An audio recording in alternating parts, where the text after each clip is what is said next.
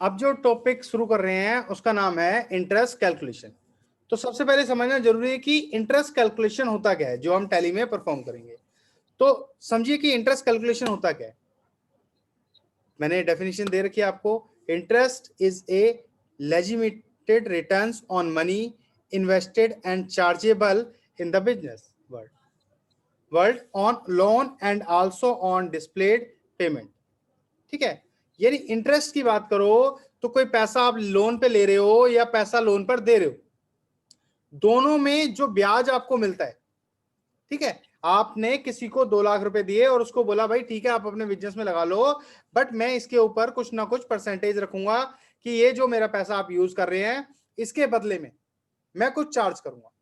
That is the interest. ठीक है, अब interest can be calculated on the basis of simple interest और compound interest. Simple interest क्या होता है कि फ्लैट इंटरेस्ट।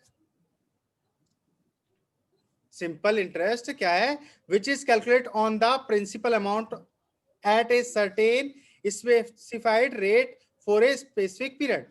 यानी अगर आप बात करो कि आपने 10,000 रुपीज दिए,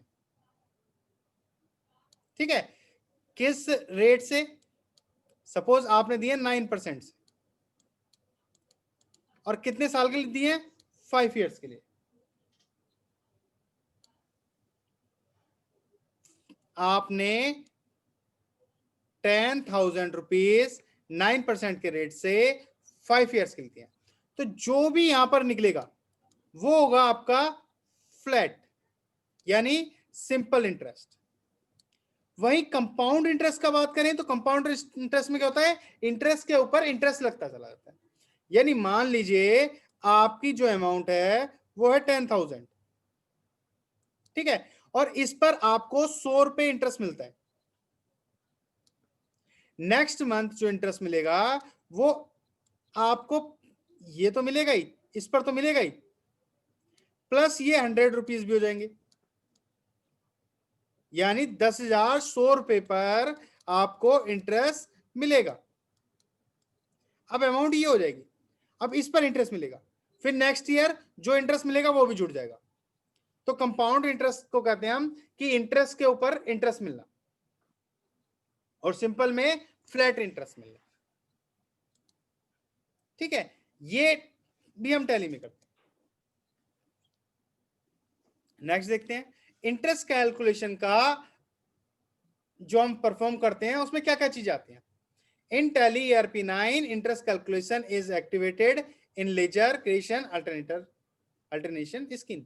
यानी जब हम लेजर बनाते हैं उस टाइम स्क्रीन पर कुछ चीजें हमें दिखाई देती हैं। अब वो कौन कौन सी चीजें दिखाई देती हैं, क्या पैटर्न है वो देखते हैं। हमें सबसे पहले दिखाई देता है 30 days मंथ, यानी interest will be calculate assuming that all months have 30 days। ठीक है, यानी जो भी इंटरेस्ट हमारा कैलकुलेट हो रहा है वो 30 डेज के अकॉर्डिंग होगा। हमारा सिस्टम 30 डेज को काउंट करता है, 31st को काउंट नहीं करेगा। यानी वो हर मंथ को 30 दिन का मानता है। जैसे हम बोलते हैं ना जनवरी हमारा 31 का है, बट वो जनवरी को भी 30 का मानेगा। और अगर ईयर की बात करें तो 365 डेज का एक ईयर होगा। अगर हमारे पास एक और ऑप्शन आता है जिसमें कैलेंडर मंथ आ रहा है, फिर वहां पर वो 30 और 31 को सिलेक्ट कर लेगा, या फिर 28 और 29 को कर लेगा। ठीक है, एक और ऑप्शन आया कैलेंडर ईयर, तो कैलेंडर ईयर में क्या करेगा, वो कैलेंडर के अकॉर्डिंग करेगा, यानी कभी हमारे 365 डेज होते हैं, कभी 366 डेज, उसके अकॉर्डिंग करेगा। तो ये 4 ऑप्शन आते हैं जब हम इंटरेस्ट कैलकुलेशन टैली के अंदर परफॉर्म करते हैं। तो ये है हमारा थ्योरी पार्ट।